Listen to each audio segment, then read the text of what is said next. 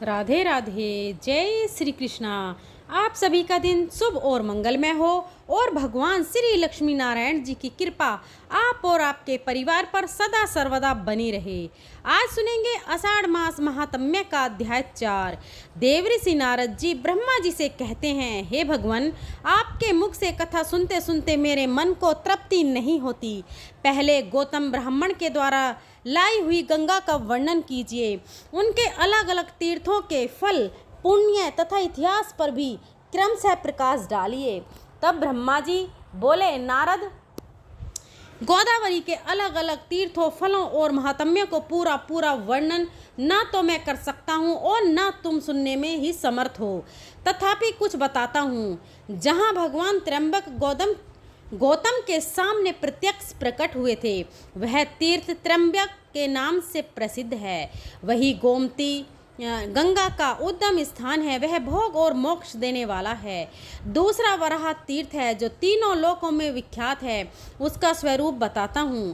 पूर्व काल की बात है। सिंधु सेन नामक राक्षस देवताओं को परास्त करके यज्ञ छीनकर रसातल में जा पहुँचा। यज्ञ के रसातल चले जाने पर पृथ्वी पर उसका सर्वथा अभाव हो गया। देवताओं ने सोचा कि यज्ञ के बिना ना तो यह लोक रह जाएगा और ना परलोकी। अतः अपने शत्रु के पीछे उन्होंने रसातल में भी धावा किया, परंतु इंद्र आदि देवता सिंधु सेन को नहीं जीत सके। तब उन्होंने पुराण पुरुष भगवान विष्णु के पास जाकर यज्ञापरण आदि राक्षस की सब करतूत कह सुनाई।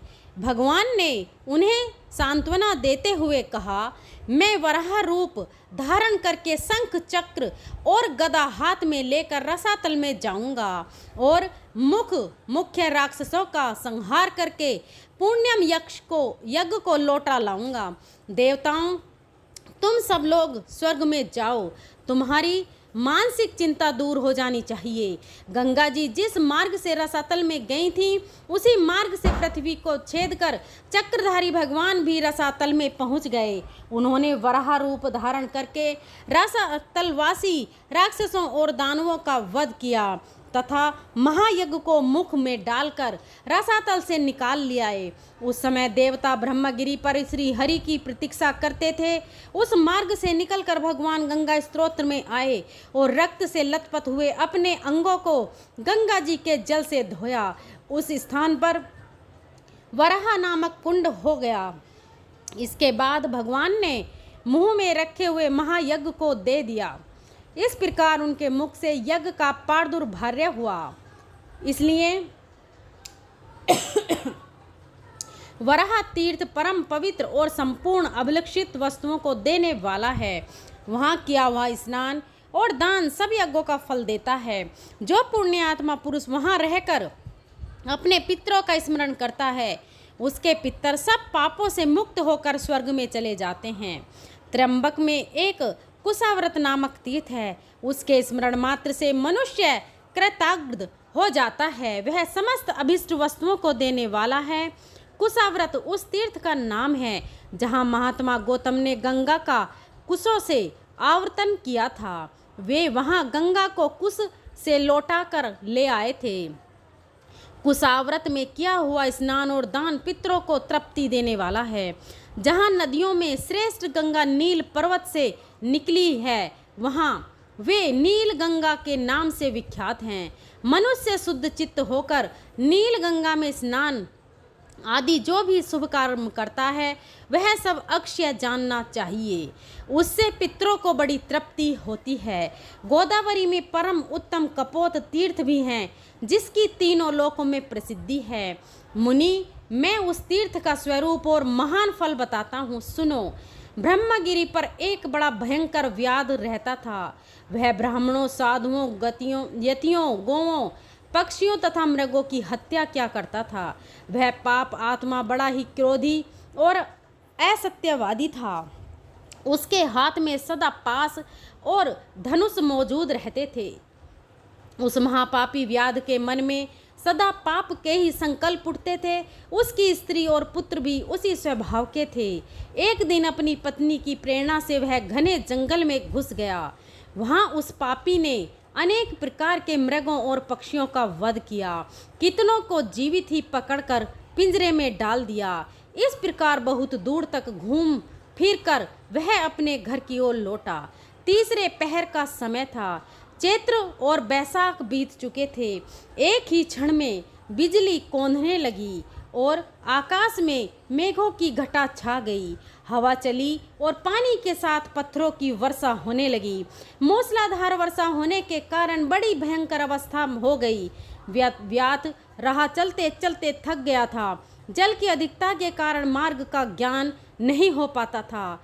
जल, थल और गड्ढे की पहचान असंभव हो गई थी।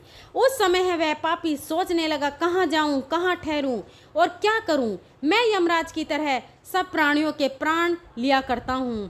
आज मेरा भी प्राणांत कर देने वाली पत्थरों की वर्षा हो रही है। आसपास कोई ऐसी शिला अथवा वृक्ष नहीं दिखाई देता जहां मेरी रक्षा हो सके और जहां मैं ठहर सकूं। इस प्रकार भांति भांति की चिंता में पड़े हुए व्याध ने थोड़ी ही दूर पर एक उत्तम वृक्ष देखा जो शाखा और पल्लवों से सुशोभित हो रहा था। वह उसी की छाया में आकर बैठ गया। उसके सब वस्त्र भीग गए थे। वह इस चिंता में पड़ गया था कि मेरे स्त्री बच्चे जीवित होंगे या नहीं। इसी समय सूर्यास्त भी हो गया। उसी वृक्ष पर एक कबूतर अपनी स्त्री और पुत्र पौत्रों के साथ रहता था। वह वहाँ सुख से निर्भय होकर पूर्ण तृप्त और प्रसन्न था। उस वृक्ष पर रहते हुए उसके कई वर्ष बीत चुके थे। उसकी स्त्री कबूतरी पड़ी पतिव्रता थी। वह अपने पति के साथ उस वृक्ष के घोंसले में रहा करती थी। वहाँ हवा और पानी से पूरा बचाव था। उस दिन देववश कपोत और कपोती दोनों ही चारा चुगने के लिए गए थे, किंतु केवल कपोत ही लौटकर उस वृक्ष पर आया। भाग्यवश कपोती भी वहीं व्याध के पिंजरे में पड़ी थी। व्याध ने उसे पकड़ लिया था, परंतु अभी तक उसके प्राण नहीं गए थे। कपोत अपनी संतानों को मातृहीन देखकर बहुत चिंतित हुआ। भयानक वर्षा हो रही थी। सूर्य डूब चुका था, फिर भी वह वृक्ष का घोंसला कपोती से खाली ही रह गया। यह विचार कर कपोत विलाप करने लगा। उसे इस बात का पता नहीं था कि कपोती यहीं पिंजरे में बंधी पड़ी है। कपोत ने अपनी प्रिया के गुणों का वर्णन आरंभ किया।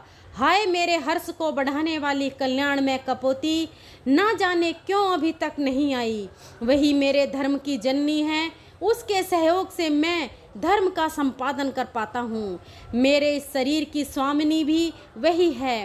धर्म, अर्थ, काम और मोक्ष की सिद्धि में वही सर्वदा मेरी सहायता करती है। मुझे प्रसन्न देखकर वह हंसती है और खिन्न जानकर मेरे दुखों का निवारण करती है।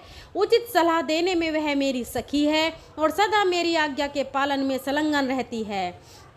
सूर्य अस्त हो गया तो भी वह कल्याणी अभी तक नहीं आई। वह पति के सिवा दूसरा कोई व्रत, मंत्र, देवता, धर्म अथवा अर्थ नहीं जानती। वह पतिव्रता है। पति में ही उसके प्राण बसते हैं। पति ही उसका मंत्र और पति ही उसका प्रियतम है। मेरी कल्याणमयी भार्या अभी तक नहीं आई। क्या करूं, कहाँ जाऊं? मेरा यह घर उसके बिना आज जंगल सा दिखाई देता है। उसके रहने पर भयंकर स्थान भी शोभा संपन्न और सुंदर दिखाई देता है। जिसके रहने पर यह घर वास्तव में घर कहलाता है, वह मेरी प्रिय पत्नी अब तक नहीं आई। मैं उसके बिना जीवित नहीं रह सकूंगा। अपने प्रिय शरीर को भी त्याग दूंगा, किंतु यह बच्चे क्या करेंगे? ओहो, आज मेरा धर्म लुप्त हो गया है। इस प्रकार विलाप करते हुए स्वामी के वचन सुनकर पिंजरे में पड़ी हुई कपोती बोली, हे खग श्रेष्ठ, मैं यहाँ पिंजरे में बंधी हुई बेबस हो गई हूँ। महामती, यह व्याध मुझे जाल में फंसा कर ले आया है। आज मैं धन्य हूँ और अनुग्रहित हूँ, क्योंकि पति देव मेरे गुणों का बखान करते हैं। मुझ में जो गुण हैं और जो नहीं हैं, उन सब का मेरे पतिदेव गान कर रहे हैं। इससे मैं निसंदेह कृतज्ञ हो गई। पति के संतुष्ट होने पर स्त्रियों पर संपूर्ण देवता संतुष्ट हो जाते हैं। इसके विपरीत यदि पति असंतुष्ट हों तो स्त्रियों का अवश्य ही नाश हो जाता है। प्राणनाथ, तुम ही मेरे देवता, तुम ही प्रभु, तुम ही सहृदय, तुम ही शरण, तुम ही व्रत, तुम ही स्वर्ग, तुम ही परब्रह्मा और तुम ही मोक्ष हो। आर्य, मेरे लिए चिंता ना करो। अपनी बुद्धि को धर्म में स्थिर करो। तुम्हारी कृपा से मैंने बहुत से भोग लिए हैं। अपनी प्रिया कपोती का यह वचन सुनकर कपोत उस वृक्ष से उतर आया और पिंजरे में पड़ी हुई कपोती के पास गया। वहां पहुंचकर उसने देखा मेरी प्रिय जीवित है और व्याध मृतक की तरह निश्चिंत हो रहा है। तब उसने उसे बंधन से छुड़ाने का विचार किया। कपोती ने रोकते हुए कहा, महाभाग, संसार का संबंध स्थिर रहने वाला नहीं है। ऐसा जानकर मुझे बंधन से मुक्त ना करो। इसमें मुझे व्याध का अपराध नहीं जान पड़ता। तुम अपनी धर्म में बुद्धि को दृढ़ करो। ब्राह्मणों के गुरु अग्नि हैं, सब वाणों का गुरु ब्राह्मण है, स्त्रियों का गुरु उसका पति है और सब लोगों का गुरु अभ्यागत है। जो लोग अपने घर पर आए हुए अतिथि को वचनों द्वारा संतुष्ट करते हैं, उनके इन वचनों से वाणी की अधीश्वरी सरस्वती देवी तृप्त होती हैं। अतिथि को अन्न देने से इंद्र तृप्त होते हैं, उसके पैर धोने से पितर, उसके भोजन करने से प्रजापति, उसकी सेवा पूजा से लक्ष्मी सहित श्री विष्णु तथा उसके सुख पूर्वक शयन करने पर संपूर्ण देवता तृप्त होते हैं। अतः अतिथि सबके लिए परम पूजनीय हैं। यदि सूर्यास्त के बाद थका मांदा अतिथि घर आ जाए तो उसे देवता समझें, क्योंकि वह सब यज्ञों का फल स्वरूप है। थके हुए अतिथि के साथ गृहस्थ के घर का संपूर्ण देवता, पितर और अग्नि भी पधारते हैं। यदि अतिथि तृप्त हुआ तो उन्हें भी बड़ी प्रसन्नता होती है, और यदि वह निराश होकर चला गया तो वे भी निराश होकर ही लौटते हैं। इसलिए प्राणनाथ, आप सर्वथा दुख छोड़कर शांति धारण कीजिए और अपनी बुद्धि का शुभ में लगाकर धर्म का संपादन कीजिए। दूसरों के द्वारा किए हुए उपकार और अपकार दोनों ही साधु पुरुषों के विचार से श्रेष्ठ हैं। उपकार करने वालों पर तो सभी उपकार करते हैं, अपकार करने वालों के साथ जो अच्छा बर्ताव करें वही पुण्य का भागी बताया गया है। कपोत बोला, हे सुमुखी, तुमने हम दोनों के योग्य ही उत्तम बात कही है, किंतु इस विषय में मुझे कुछ और भी कहना है, उसे सुनो।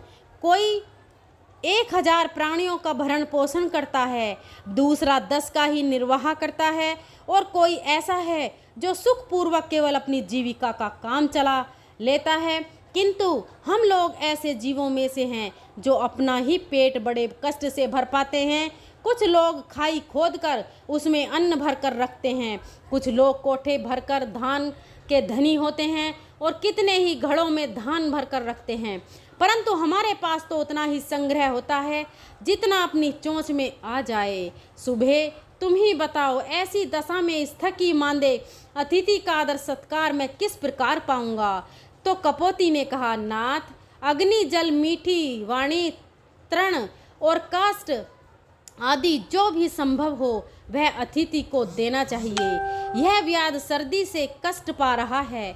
अपनी प्यारी स्त्री का कथन सुनकर पक्षीराज कपोत ने पेड़ पर चढ़कर सब ओर देखा तो कुछ दूरी पर उसे एक आग दिखाई दी। वहां जाकर वह चोंच से एक जलती हुई लकड़ी उठा लाया और व्याध के आगे रखकर अग्नि को प्रज्वलित किया। फिर सूखे काट पत्ते और तिनके बार बार आग में डालने लगा। आग प्रज्वलित हो उठी। उसे देखकर सर्दी से दुखी व्याध ने अपने जड़वंत बने हुए अंगों को तपाया। इससे उसको बड़ा आराम मिला। कपोती ने देखा व्याध चूदा की आग में जल रहा है। तब उसने अपने स्वामी से कहा, हे महाभाग, मुझे आग में डाल दीजिए, मैं अपने शरीर से इस दुखी व्याध को तृप्त करूंगी। सुवत, ऐसा करने से तुम अतिथि सत्कार करने वाले पुण्य आत्माओं के लोक में जाओगे। तो कपोत बोला, सुबह मेरे जीते जी है तुम्हारा धर्म नहीं है, मुझे ही आज्ञा दो, मैं ही आज अतिथि यज्ञ करूंगा। ऐसा कहकर कपोत सबको शरण देने वाले भक्त वत्सल विश्वपूत चतुर्भुज महाविष्णु का स्मरण करते हुए अग्नि की 3 बार परिक्रमा की। फिर व्याध से यह कहते हुए अग्नि में प्रवेश किया कि मुझे सुखपूर्वक उपयोग में लाओ। कपोत ने अपने जीवन को अग्नि में होम दिया। यह देखकर व्याध कहने लगा, अहो, मेरे इस मनुष्य शरीर का जीवन धिक्कार देने योग्य है, क्योंकि मेरे ही लिए पक्षीराज ने यह साहसपूर्ण कार्य किया है। ऐसा कहते हुए व्याध से कपोती ने कहा, महाभाग अब मुझे छोड़ दो, देखो मेरे यह पतिदेव मुझसे दूर चले जा रहे हैं। उसकी बात सुनकर व्याध सहम गया और तुरंत ही पिंजरे में पड़ी हुई कपोती को उसने छोड़ दिया। तब उसने भी पति और अग्नि की परिक्रमा करके कहा, स्वामी के साथ चिता में प्रवेश करना स्त्रियों के लिए बहुत बड़ा धर्म है। वेद में इस मार्ग का विधान है और लोक में भी सबने इसकी प्रशंसा की है। जैसे सांप पकड़ने वाला मनुष्य सांप को बिल से बलपूर्वक निकाल लेता है, उसी प्रकार पति का अनुगमन करने वाली नारी पति के साथ ही स्वर्ग लोक में जाती है। ऐसा कहकर कपोती ने पृथ्वी, देवता, गंगा और वनस्पतियों को नमस्कार किया और अपने बच्चों को सांत्वना देकर व्यास से कहा, महाभाग तुम्हारी ही कृपा से मेरे लिए ऐसा शुभ अवसर प्राप्त हुआ है, मैं पति के साथ स्वर्गलोक में जाती हूँ। यूं कहकर वह पतिव्रता कपूती आग में प्रवेश कर गई। इसी समय आकाश में जय जयकार की ध्वनि गूंज उठी। तत्काल ही सूर्य के समान तेजस्वी अत्यंत सुंदर विमान उतर आया। दोनों दंपत्ति देवता के समान दिव्य शरीर धारण करके उस पर आरूढ़ हुए और आश्चर्य में पड़े हुए व्याध से प्रसन्न होकर बोले, महामती हम देवलोक में जाते हैं और तुम्हारी आज्ञा चाहते हैं। तुम अतिथि के रूप में हम दोनों के लिए स्वर्ग की सीढ़ी बनकर आ गए, तुम्हें नमस्कार है। उन दोनों को श्रेष्ठ विमान पर बैठे देख व्याध ने अपना धनुष और पिंजरा फेंक दिया और हाथ जोड़कर कहा, महाभाग मेरा त्याग ना करो, मैं अज्ञानी हूँ, मुझे भी कुछ दो। मैं तुम्हारे लिए आदरणीय अतिथि होकर आया था, इसलिए मेरे उद्धार का उपाय बताओ। तब उन दोनों ने कहा, व्याध तुम्हारा कल्याण हो, तुम भगवती गोदावरी के तट पर जाओ और उन्हीं को अपना पाप भेंट कर दो। वहाँ 15 दिन तक डुबकी लगाने से तुम सब पापों से मुक्त हो जाओगे। पाप मुक्त होने पर जब पुनः गोमती गंगा में स्नान करोगे तब अश्वमेध यज्ञ का फल पाकर अत्यंत पुण्यवान हो जाओगे। नदियों में श्रेष्ठ गोदावरी ब्रह्मा, विष्णु तथा महादेव जी के अंश से प्रकट हुई है। उनके भीतर पुनः गोते लगाकर जब तुम अपने मलिन शरीर को त्याग दोगे तब निश्चय ही श्रेष्ठ विमान पर आरूढ़ होकर स्वर्ग लोक में पहुंच जाओगे। उन दोनों की बात सुनकर व्याध ने वैसा ही किया। फिर वह भी दिव्य रूप धारण करके एक श्रेष्ठ विमान पर जा बैठा। कपोत, कपोती और व्याध तीनों ही गोमती गंगा में प्रभाव से स्वर्ग में चले गए। तभी से वह स्थान कपोत तीर्थ के नाम से विख्यात हुआ। वहाँ स्नान, दान, पितरों की पूजा, जप और यज्ञ आदि कर्म करने पर वे अक्षय फल देने वाले होते हैं। देव ऋषि नारद जी को कपोत तीर्थ की महिमा सुनाकर श्री ब्रह्मा जी मौन हो गए। अब सुनिए संकट चौथ के दिन सुनी जाने वाली देवरानी और जेठानी की कथा। संकट चौथ की पौराणिक कथा के अनुसार एक बार एक शहर में देवरानी और जेठानी रहा करती थी। जेठानी अमीर थी और देवरानी बहुत गरीब थी। देवरानी गणेश जी की बड़ी भक्त थी। देवरानी का पति जंगल में लकड़ियां काट कर लाता, उन्हें शहर में जाकर बेचता। इस प्रकार उनका जीवन चल रहा था। देवरानी का पति अक्सर बीमार रहता था। तब देवरानी जेठानी के घर का सारा काम करती और बदले में जेठानी उसे बचा हुआ खाना, पुराने कपड़े आदि दे देती थी। इसी से किसी तरह देवरानी का परिवार चल रहा था। माघ के महीने में देवरानी ने तिल चौथ का व्रत किया। 5 आने का तिल और गुड़ लाकर तिलकुट बनाया। पूजा करके तिल चौथ की कथा सुनी और फिर तिलकुटा छीके में रख दिया, क्योंकि संकट चौथ का व्रत बिना चंद्र देवता को अर्घ दिए अधूरा माना जाता है। तो देवरानी सोचने लगी कि चंद्रमा उदय होने पर पहले तिलकुट और उसके बाद ही वह कुछ और खाएगी। कथा सुनकर वह जेठानी के यहाँ चली गई। खाना बनाकर जेठानी के बच्चों से उसने खाना खाने के लिए कहा। तब बच्चे कहने लगे कि माँ ने व्रत किया है और माँ भूखी है, जब माँ खाना खाएगी तब हम भी खा लेंगे। जेठ जी को खाना खाने के लिए कहा तो जेठ जी कहने लगे, मैं अकेला नहीं खाऊंगा, जब चांद निकलेगा तभी सब खाएंगे, तब मैं भी खा लूँगा। जेठानी ने उससे कहा कि आज तो किसी ने अभी तक खाना नहीं खाया, तो मैं तुम्हें कैसे दे दूँ?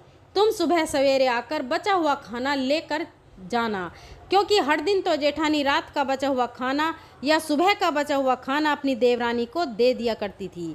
इधर देवरानी के घर पर उसका पति और बच्चे बेचारे सब आस लगाए हुए बैठे थे कि आज तो त्योहार है, इसलिए कुछ आज पकवान आदि खाने को मिलेगा। देवरानी बिना खाने के जब अपने घर लौटी और बच्चों को पता चला कि आज तो पकवान क्या रोटी भी खाने को नहीं मिलेगी, तो सारे बच्चे उदास हो गए और भूख के मारे रोने लगे। उसके पति को भी बहुत गुस्सा आया। उसका पति गुस्से में कहने लगा कि सारा दिन काम करके भी तुम 2 रोटी नहीं ला सकती, तो काम ही क्यों करती हो। पति ने गुस्से में आकर पत्नी को कपड़े धोने के धोवन से मारा। धोवन हाथ से छूट गया तो पाटे से मारा।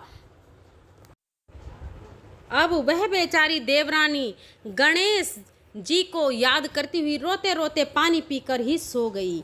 उस दिन गणेश जी देवरानी के सपने में आए और कहने लगे, धोने मारा, पाटे मारा, सो रही है या जाग रही है। देवरानी कहने लगी, कुछ सो रही हूँ, कुछ जाग रही हूँ। तब गणेश जी फिर से बोले, भूख लगी है, कुछ खाने को दो। देवरानी कहने लगी, क्या दूँ, मेरे घर में तो अन्न का एक दाना भी नहीं है।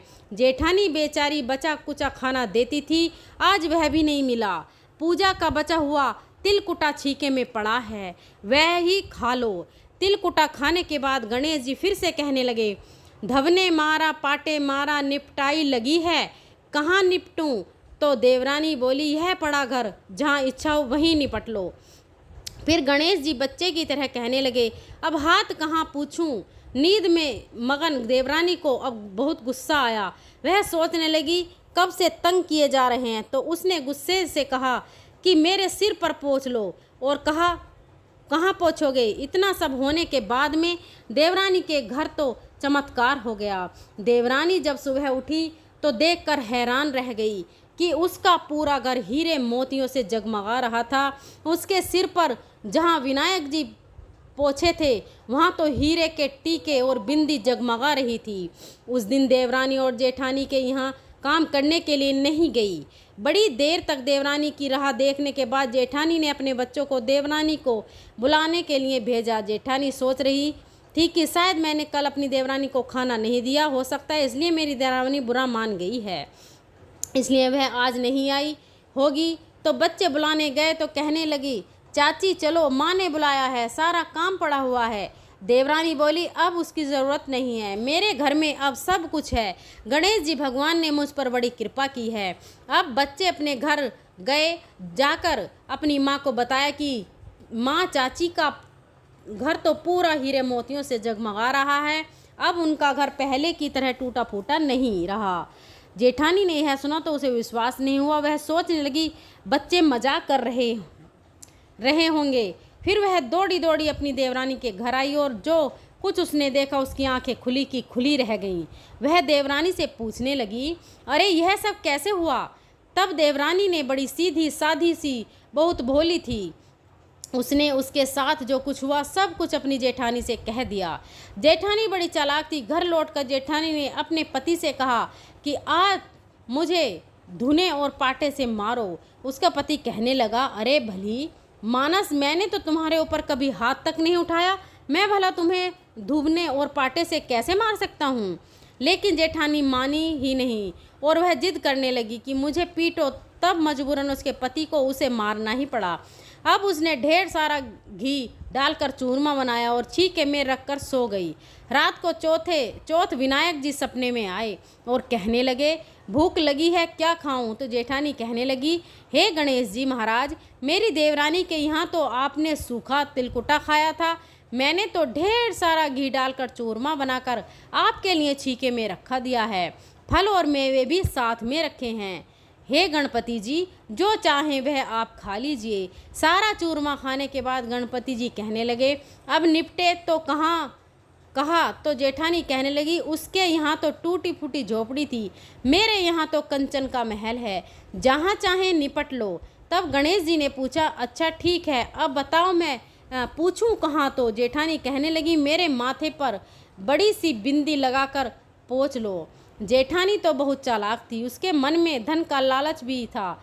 धन की लालची जेठानी सुबह सुबह बड़ी जल्दी उठ गई और सोचने लगी, आज तो मेरा घर हीरे जवाहरात से भर होगा और मैं तो देवरानी से ज़्यादा अमीर बन जाऊंगी। लेकिन जब वह सुबह उठी तो उसने देखा हीरे मोती की जगह उसके घर में तो गंदगी फैली हुई थी और बड़ी तेज़ बदबू आ रही थी। उसके सर पर भी बड़ी सी बिंदी की जगह गंदगी लगी हुई थी। तब उसने कहा, हे गणेश जी महाराज, यह आपने क्या कर दिया? मुझसे रूठे और देवरानी पर टूटे। जेठानी बहुत दुखी हो गई, उसे गुस्सा भी आ रहा था। जेठानी ने किसी तरह अपने घर की सफाई करने की कोशिश की, लेकिन गंदगी तो और ज़्यादा फैलती गई। उधर जेठानी के पति को जब मालूम हुआ तो वह भी बहुत गुस्सा हुआ और कहने लगा कि तेरे पास तो इतना सब कुछ था, फिर भी तेरा मन नहीं भरा। जेठानी के पति ने भी उसे ताना दे दिया। परेशान होकर चौथ के गणेश जी से वह विनती करने लगी। तब गणेश जी ने कहा, देवरानी ने जलन के कारण तूने जो कुछ किया था यह उसी का फल है। अब तू अपने धन में से आधा धन उसे देगी, तभी यह सब गंदगी साफ होगी। जेठानी ने किसी तरह अपना आधा धन बांट दिया, किंतु मोहरों की एक हांडी चूल्हे के नीचे उसने गाड़ रखी थी। उसने सोचा इसका पता तो किसी को भी नहीं चलेगा और उसने वह छुपाया हुआ धन बांटा ही नहीं। छुपाए हुए धन को छोड़कर बाकी सारा धन उसने अपनी देवरानी को आधा आधा दे दिया और फिर गणेश जी से कहने लगी, हे गणपति भगवान, अब तो अपना यह बिखराव समेट लो। तब गणपति भगवान कहने लगे, अभी नहीं, पहले चूल्हे के नीचे जो गड़ी और मोहरे की हांडी है उसे भी ताक में रख दो और सुई के भी 2 हिस्से कर दो। इस प्रकार गजानन ने बाल स्वरूप में आकर सुई जैसी छोटी छोटी चीज़ों का भी बंटवारा कर दिया और उसके बाद ही अपनी माया समेटी। माया समेटते ही जेठानी के घर जो गंदगी फैली हुई थी वह भी दूर हो गई और जेठानी को उसके लालच का सबक भी दे दिया। हे गणपति महाराज, जैसी आपने देवरानी पर कृपा की वैसे ही इस कथा को सुनने वाले सभी भक्तों पर करना, किंतु जैसी सजा जेठानी को दी वैसी किसी को मत देना। बोलो गणपति भगवान की जय। आइए अब सुनते हैं संकट माता की कथा। हे संकटा माता, इस कथा को सुनने वाले सभी भक्तों की रक्षा करना। पौराणिक कथा के अनुसार किसी गांव में एक बूढ़ी माँ अपने पुत्र के साथ रहती थी जिसका नाम था रामनाथ। उस बूढ़ी माँ का परिवार बहुत गरीब था। उसके बेटे का विवाह हो जाने के बाद रामनाथ की पत्नी रामनाथ को तरह तरह के ताने दिया करती थी। अपनी पत्नी के तानों से परेशान होकर एक दिन उसने सोचा कि मैं अब धन कमाने के लिए विदेश जाऊंगा और वहाँ से ढेर सारा धन कमा कर लाऊंगा, जिससे हमारी गरीबी दूर हो जाएगी। ऐसा सोचकर वह अपनी माँ का आशीर्वाद लेकर विदेश कमाने के लिए चला गया। बेटा तो परदेश कमाने के लिए चला गया, लेकिन बूढ़ी माँ की बहू ने अब उन पर ही अत्याचार करना शुरू कर दिया। यह बात बात पर उन्हें भला बुरा कहने लगी। एक दिन दुखी होकर बूढ़ी माँ कुएं में पास जाकर रोने लगी। इस प्रकार वह कई दिनों तक कुएं के पास जाकर रोती रहती। एक दिन उस कुएं में से एक माता निकली और बूढ़ी माई से कहने लगी कि हे माई, तुम यहाँ पर क्यों रो रही हो? क्या तुम्हें कोई कष्ट है? कोई कष्ट है तो मुझे बताओ, मैं तुम्हारे कष्ट को दूर करने का प्रयास करूँगी। कई बार कहने के बाद भी बूढ़ी माँ ने उस माँ को कुछ नहीं बताया जो कुएं से निकली थी। बार बार पूछने पर बूढ़ी माँ कहने लगी, तुम मुझसे बार बार यह क्यों पूछ रही हो? अगर मैं तुम्हें अपना दुख बता दूं तो क्या तुम मेरे सारे दुखों को दूर कर दोगी? दरअसल वह माता और कोई नहीं, स्वयं संकटा माता थी, जो बूढ़ी माँ का दुख दूर करने के लिए ही वहाँ प्रकट हुई थी। तब संकटा माता ने उनसे कहने लगी कि तुम मुझे अपना दुख बताओ, मैं तुम्हारे दुखों को अवश्य ही दूर कर दूंगी। जब बूढ़ी माई कहने लगी, मेरा एक ही बेटा था, वह धन कमाने के लिए परदेश चला गया है और उसके जाने के बाद यहाँ मुझे मेरी बहू खूब ताने मारती है, मेरा ध्यान रखने की बजाय मुझे खूब सताती है, जिससे परेशान होकर मैं रोज़ यहाँ कुएं के पास आकर रोकर अपना दुख दूर कर लेती हूँ। मेरा मन भी हल्का हो जाता है। तब संकटा माता उन बूढ़ी माँ से कहने लगी कि यहाँ पास ही के जंगल में एक संकटा माता का मंदिर है। तुम उनकी पूजा करो, उन्हें अपना दुख बताओ, उनसे प्रार्थना करो कि वह तुम्हारे संकटों को दूर कर दें। जो भी संकटा माता की पूजा करता है और व्रत रखता है वह उनके सभी संकटों को दूर कर देती है। संकटा माता बहुत ही दयालु है। वह निर्धन व्यक्तियों को धनवान बनाती है, निसंतान लोगों को संतान देती है। वह तुम्हारे संकटों को भी अवश्य दूर करेगी।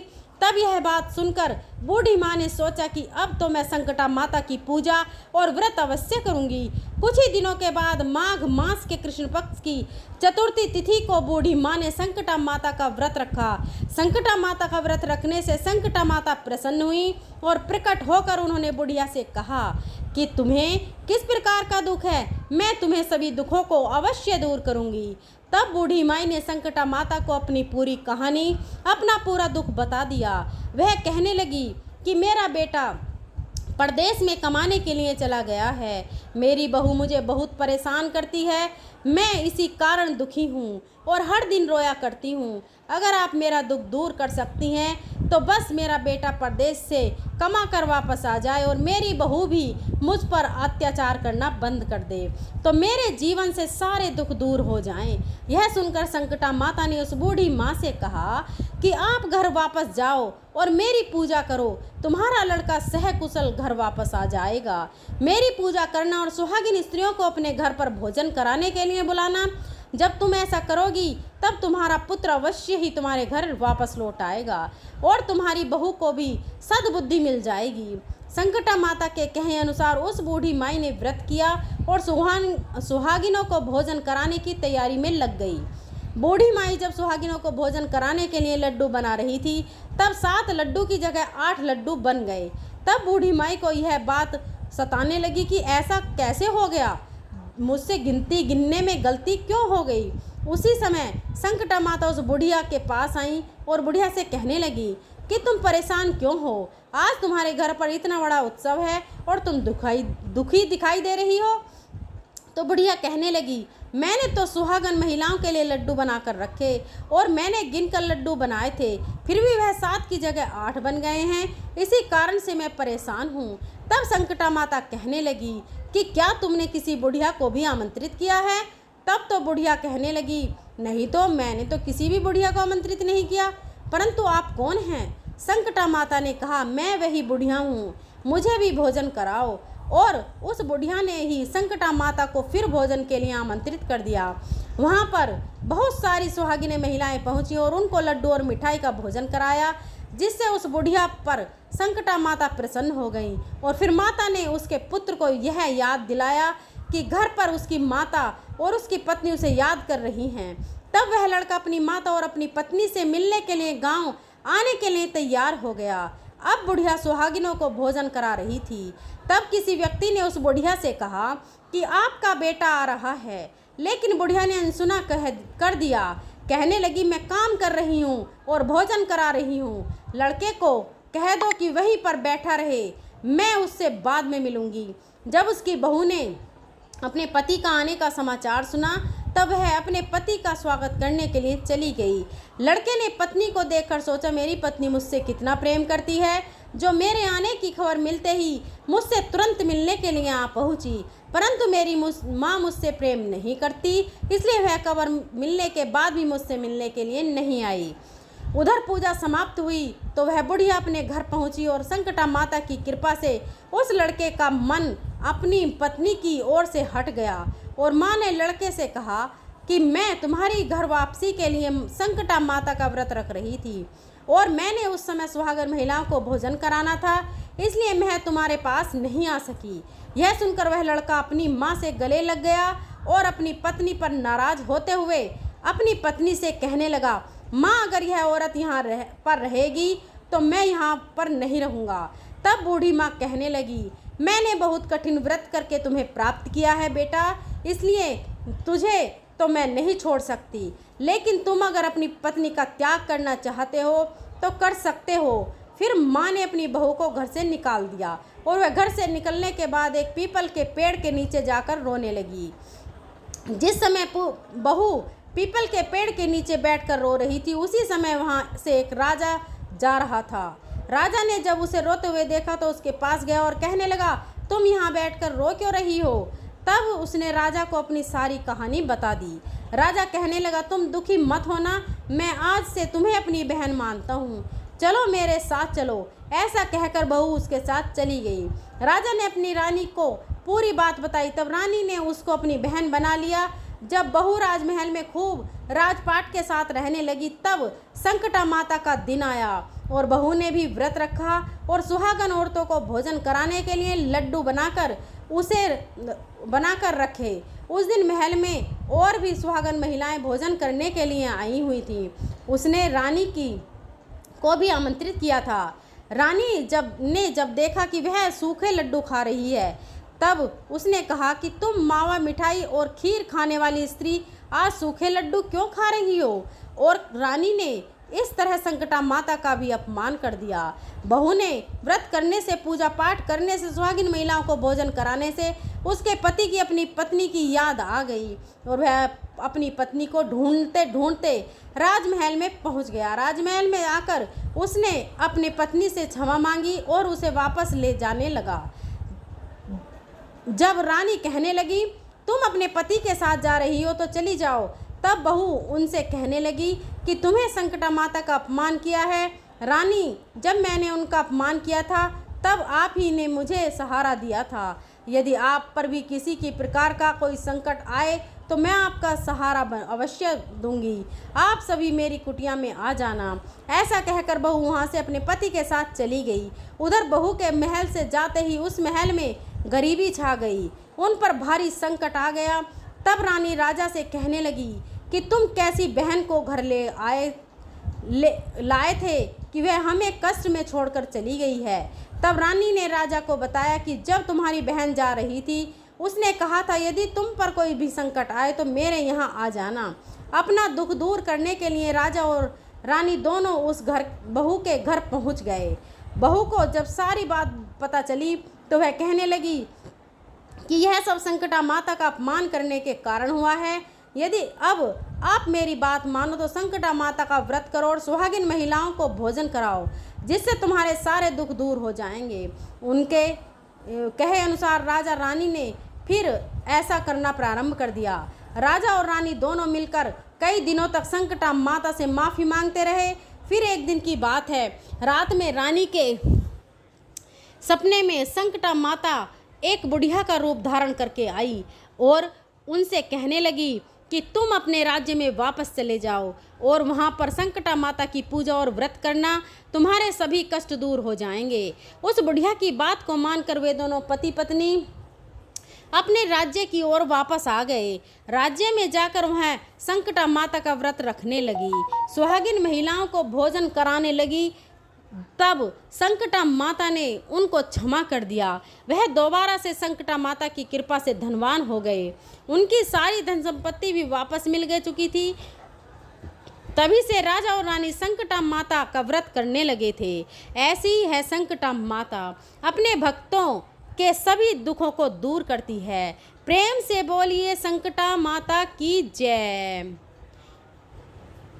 प्रिय भक्तजनों, अब सच्चे मन से भगवान श्री हरि विष्णु जी का ध्यान करके इस परम कल्याणकारी स्तोत्र का पाठ करते हैं। जय श्री हरि विष्णु। शुक्र जी ने कहा कि बुद्धि के अनुसार पिछले अध्याय में वर्णन किए गए रीति से अपने मन को नियंत्रित करो और हृदय को स्थिर करके गजेंद्र अपने पिछले जन्म में याद किए गए सर्वोच्च कार्य और बार बार जाप किए जाने वाले स्तोत्र का जाप करने लगा। गजेंद्र ने मन ही मन श्री हरि विष्णु को ध्यान करते हुए कहा कि जिनके प्रवेश करने से शरीर और मस्तिष्क चेतन की तरह व्यवहार करने लगता है, ओम द्वारा लक्षित और पूरे शरीर में प्रकृति और पुरुष के रूप में प्रवेश करने वाले उस सर्वशक्तिमान देवता का मैं मन ही मन स्मरण करता हूँ, जिनके सहारे यह पूरा संसार टिका हुआ है, जिनसे यह संसार अवतरित हुआ है, जिन्होंने प्रकृति की रचना की है और जो खुद उसके रूप में प्रकट हैं, लेकिन इसके बावजूद भी वह इस दुनिया में सर्वश्रेष्ठ दुनिया से सर्वोपरि और श्रेष्ठ हैं। ऐसे अपने आप और बिना किसी कारण के भगवान की मैं शरण में जाता हूँ।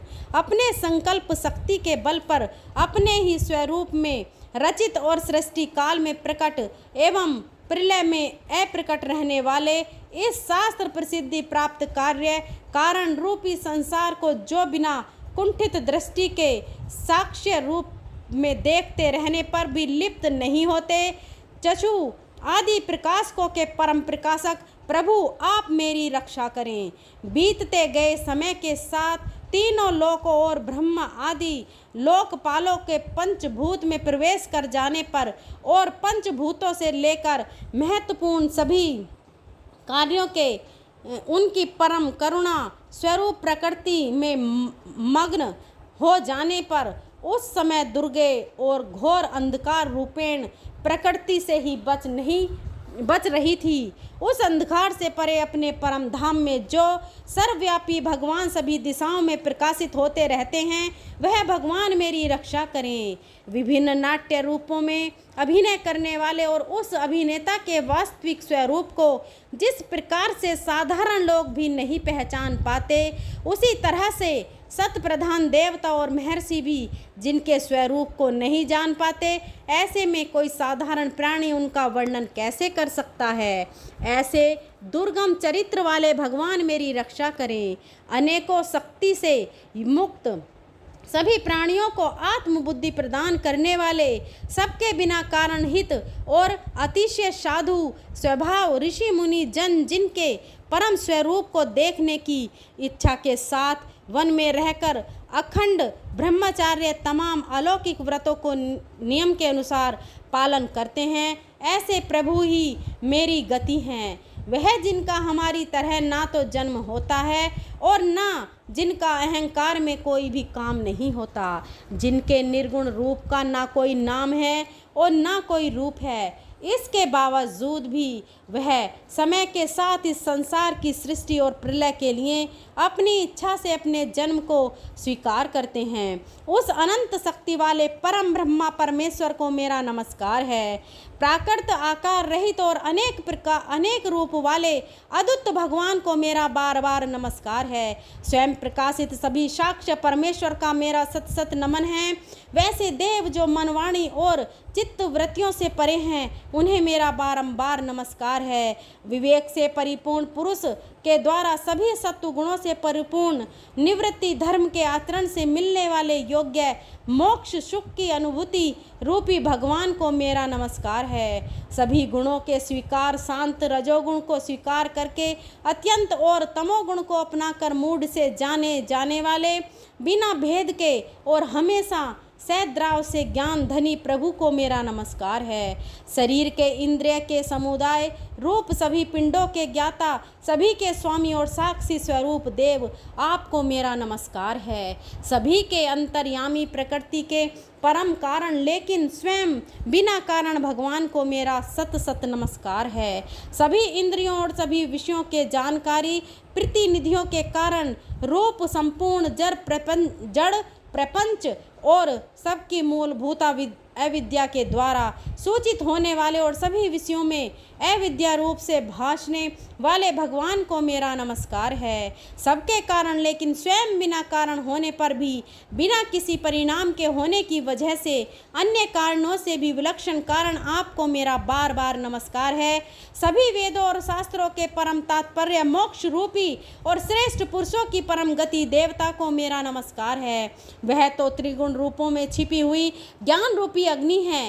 वैसे गुणों में हलचल होने पर जिनके मन मस्तिष्क में संसार को रचने की वृत्ति उत्पन्न हो उठती है और जो आत्मा तत्व की भावना के द्वारा विधि निषेध रूप शास्त्र से भी ऊपर उठे हों, जो महाज्ञानी महात्माओं में स्वयं प्रकाशित हो रहे हों, ऐसे भगवान को मेरा नमस्कार है।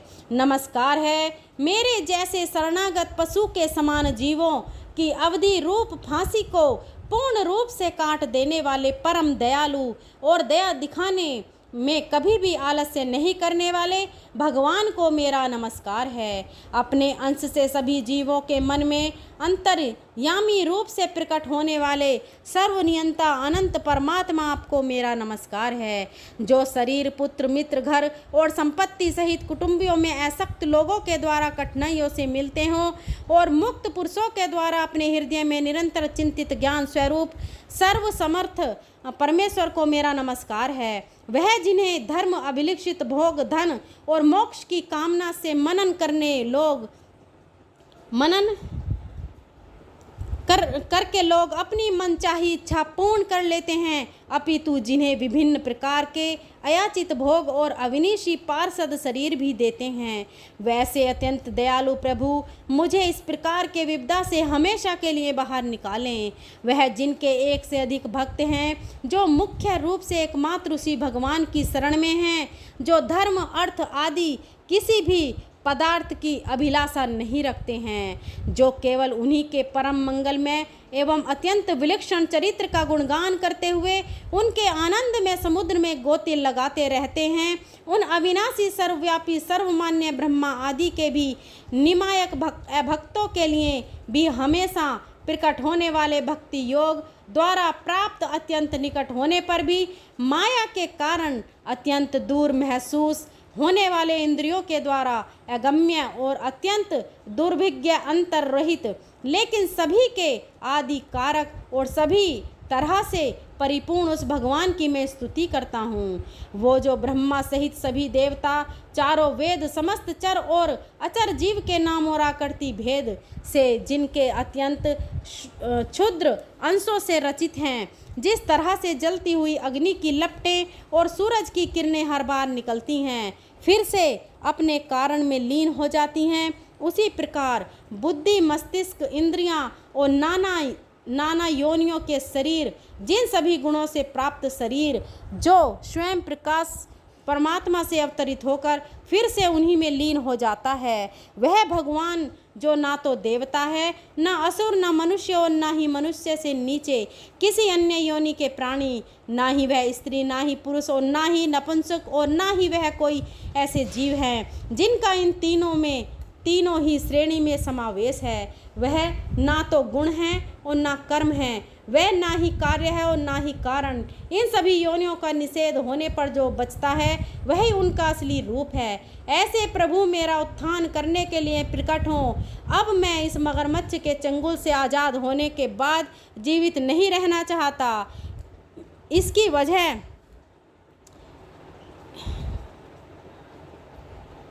वजह यह है कि मैं सभी तरह से अज्ञानता से ढके हुए हाथी के शरीर का क्या करूं? मैं आत्मा के प्रकाश से ढक देने वाले अज्ञानता से युक्त इस हाथी के शरीर से मुक्त होना चाहता हूं, जिसका कालक्रम से अपने नाश नहीं होता बल्कि ईश्वर की दया और ज्ञान से उदय हो पाता है। इस प्रकार से मोक्ष के लिए लालायित संसार के रचयिता स्वयं संसार के रूप में प्रकट, लेकिन संसार से परे संसार में एक खिलौने की तरह खेलने वाले संसार में आत्म रूप से व्याप्त अजन्मा, सर्वव्यापी एवं प्राप्त वस्तुओं में सर्वश्रेष्ठ श्री हरि का केवल स्मरण करता हूँ और उनकी शरण में जाता हूँ। वह जिन्होंने भगवत शक्ति रूपी योग के द्वारा कर्मों को जला डाला है, जिन्हें समस्त योगी ऋषि अपने योग के द्वारा अपने शुद्ध हृदय में प्रकट देखते हैं, उन योगेश्वर भगवान को मेरा नमस्कार है। वह जिनके तिगुने शक्तियों का राग, रूप, वेग और असह्य है, जो सभी इंद्रियों के विषय रूप में मौजूद है, वह जिनकी इंद्रियां समस्त विषयों में ही बसी रहती हैं, ऐसे लोग जिनको मार्ग मिलना भी असंभव नहीं है, वैसे शरणागत एवं अपार शक्तिशाली वाले भगवान आपको मेरा नमस्कार है। वह जिनकी अविद्या नाम के शक्ति के कार्य रूप से ढके हुए हैं, वह जिनके रूप को जीव समझ नहीं पाते, ऐसा अपार महिमा वाले भगवान की मैं शरण लेता हूँ। श्री सुखदेव जी कहते हैं कि वह जिसने पूर्व प्रकार से भगवान के भेद रहित सभी निराकार रूप का वर्णन किया था, उस गजराज के करीब जब ब्रह्मा जी साथ में अन्य कोई देवता नहीं आए, जो अपने विभिन्न प्रकार के विशेष विग्रह को ही अपना रूप मानते हैं। ऐसे में साक्षात विष्णु जी जो सभी के आत्मा होने के कारण सभी देवताओं के रूप हैं, तब वहाँ प्रकट हुए।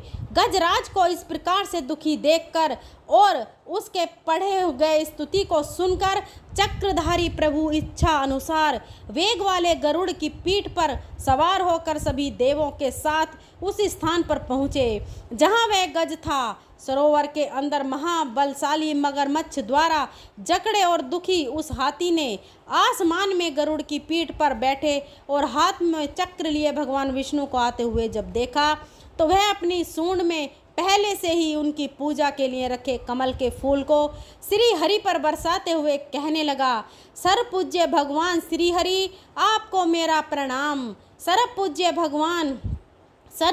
भगवान श्री हरि, आपको मेरा नमस्कार। लाचार हाथी को देखकर श्री हरि विष्णु गरुड़ से नीचे उतरकर सरोवर में उतर आए और बेहद दुखी होकर ग्रास सहित उस गज को तुरंत ही सरोवर से बाहर निकाल आए और देखते ही देखते अपने चक्र से मगरमच्छ के गर्दन को काट दिए और हाथी को उस पीड़ा से बाहर निकाल लिया। प्रिय भक्तजनों, इस प्रकार गजेंद्र मोक्ष स्तोत्र संपूर्ण हुआ। प्रेम से बोलिए श्री हरि विष्णु भगवान की जय। आइए अब सुनते हैं श्री विष्णु चालीसा। श्री हरि विष्णु की जय, माता लक्ष्मी की जय। अब सुनते हैं श्री कृष्ण चालीसा। नारायण भगवान की बंसी शोभित कर, मधुर नील जलद तन श्याम अरुण अधर जुनबिंब, फल नयन कमल अभिराम पूर्ण इंद्र अरविंद, मुख पीतांबर शुभ साज जय, मनमोहन मदन छवि कृष्ण। चंद्र महाराज जय यदुनंदन, जय जगवंदन, जय वसुदेव देव की नंदन, जय यशोदा सुत नंदन दुलारी, जय प्रभु भक्तन की द्रक्ता तारे, जय नट नागर नाग नथैया कृष्ण कन्हैया, धेनु चरैया पुनिक पर प्रभु गिरिवर धारो, आओ दीनन के कष्ट निवारो, वंशी मधुर अधर धरि टेरो, होवे पूर्ण विनय यह मेरो, आओ हरि पुनि माखन चाखो, आज लाज भारत की राखो, गोल कपोल चिंबुक अरुणारी, मुरुद मुस्कान मोहिनी डारी, राजित राजव नयन विशाला, मोर मुकुट वैजंती माला, कुंडल श्रवण पीत पट आकटी, किनकिनी काछन काछी नील जलज, सुंदर तनु शोहे छविलक, सुर नर मुनि मन मोहे मस्तक, तिलक अलक घुंघराली आओ, कृष्ण बांसुरी वाली कर पान पूतन ही तायो, अका बका गासुर मारियो, मधुवन जलत अगिन तब ज्वाला भय, शीतल लखते नंद लाला, सुरपति जब ब्रज चढ़ उरसाई, मूषर धरवारी, वरसाई लगत ब्रज चहन बहायो, गोवर्धनक धारी बचायो, लख यशोदा मन भ्रम अधिकाई, मुख मंद चोह भवन दिखी दुष्ट, कंस अति उद्धम मचायो, कोटि कमल जब फूल मंगायो, नाथ कली यही सब तुम लीन है, चरण चिन्ह दे निर्भय कीन है, कर गोपिन संग रास विलासा, सबकी पूर्ण करे अभिलाषा, केतिक महा असुर सहायो, कंस केस पकड़ दे मायो, मात पिता की बंदी छुड़ाई, उग्रसेन कह राज दिलाई, मह से मृतक छो सूत लायो, मातु देव की शोक मिटायो, भोमा मुर्दे ते सहारी, लाए टस सहस कुमारी, देम तण चीर सहारा, जरा सिंधु राक्षस कह मारा, असुर बकासुर अधिक मारियो, भक्तन के सब संकट कष्ट निवारियो, दीन सुदामा की दुख टारियो, तंदुल 3 मूठ मुख डारियो। श्री कृष्ण चालीसा समाप्त होता है। प्रेम से बोलिए भगवान श्री कृष्ण की जय, गौ माता की जय। इसके आगे का वृतांत आप अगले अध्याय में सुनेंगे। आपको आज की कथा पसंद आई हो तो वीडियो को लाइक करिएगा और शेयर करिएगा अपनी फ्रेंड और फैमिली में, और कमेंट बॉक्स में भगवान श्री हरि विष्णु श्री राधा रानी जय श्री कृष्णा जरूर लिखिएगा। और हमारे चैनल सुविचार विद काव्या को सब्सक्राइब ज़रूर करिएगा, बेल आइकन प्रेस करिएगा ताकि आने वाली सभी वीडियो की नोटिफिकेशन आपको मिल सके। अगर मेरे बोलने में कहीं त्रुटि हुई है तो मैं हाथ जोड़कर क्षमा प्रार्थी हूँ। धन्यवाद।